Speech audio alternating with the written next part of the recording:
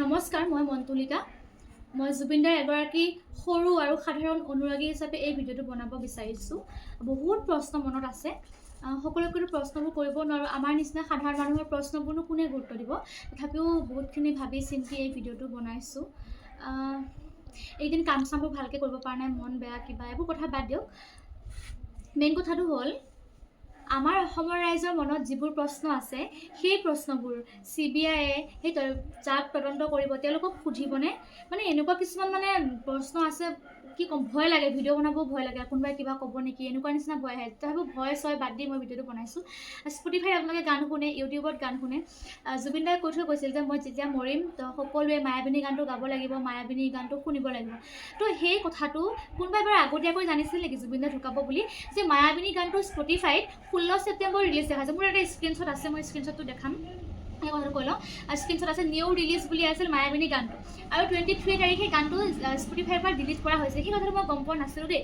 মই মায়াবিনী গানটো চাৰ্চ কৰি আছোঁ, মায়াবিনী গানটো নাহে, পিকচাৰটো আহে কিন্তু গানটো নাহে। কিয় বিহু বাজি যায়, বেলেগ কিবা গান বাজি যায়। মই ভাবিছিলোঁ কি যে এইকেইদিন একেৰাহে ইমান গান শুনি আছোঁ, গান শুনি থকাৰ কাৰণে চাগে মায়াবিনী গানটো অহা নাই, মোৰ বোলে হেং মাৰিছে বুলি ভাবিছিলোঁ। কিন্তু অলপ আগত এটা নিউজ চালোঁ, নিউজটোত কুমুদ আছিল নেকি তেখেতৰ নাম, শ্ৰদ্ধাৰ কুমুদ সাংবাদিক হয় তেখেতে জনাইছে যে মায়াবিনী গানটো ডিলিট কৰা হৈছে, 23 তাৰিখে ডিলিট কৰা হৈছে। কিন্তু কিয় ডিলিট কৰিলে আৰু গানটো দিছিল কোনে, এইবোৰ তদন্ত কৰিবনে?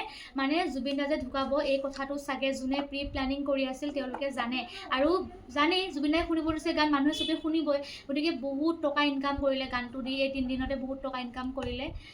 মানুহজন জীয়াই থাকোঁতেতো শুহি খালেই, সকলো ধন সম্পত্তি আত্মসাৎ কৰিলেই, মৰি যোৱাৰ পিছতো তেওঁৰ নামত ইনকাম কৰিবলৈ নেৰিলে। স্পটিফাইত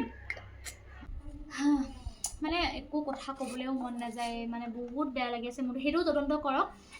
বহুত কথা আছে, বহুত প্ৰশ্ন আছে, কিন্তু আমাৰ নিচিনা সাধাৰণ মানুহে এনেকুৱা ধৰণৰ প্ৰশ্ন যদি আমি দাঙি ধৰোঁ, আমি যদি তুলি ধৰোঁ সেই প্ৰশ্নবোৰ, তেতিয়াহ'লে মানুহে হাঁহিছেই বহুতে।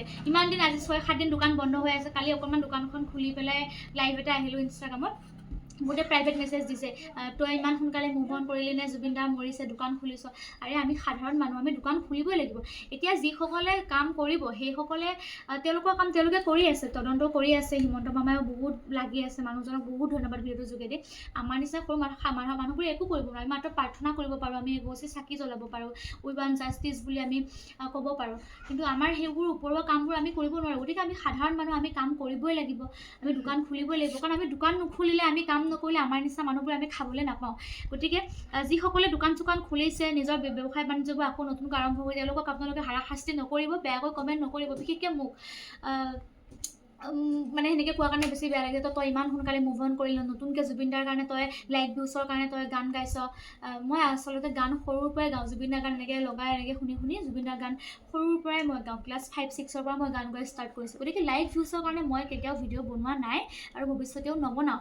আৰু এটা কথা কওঁ অসমৰ ৰাইজক, যে জুবিন দা ঢুকাই গ'ল, এসপ্তাহ 10 দিন পিছত আমাৰ হুলস্থুল বন্ধ হৈ যাব, আমি পাহৰি যাম, তেনেকুৱা কথা নহয়। আমি জীয়াই থকালৈকে, জুবিন দাই যেতিয়ালৈকে ন্যায় নাপায় তেতিয়ালৈকে আমি এনেকৈ ভিডিঅ' বনাম, পাব্লিক প্লেছত আমি সদায় আন্দোলন কৰিম যে জুবিন দাক ন্যায় দিবই লাগিব।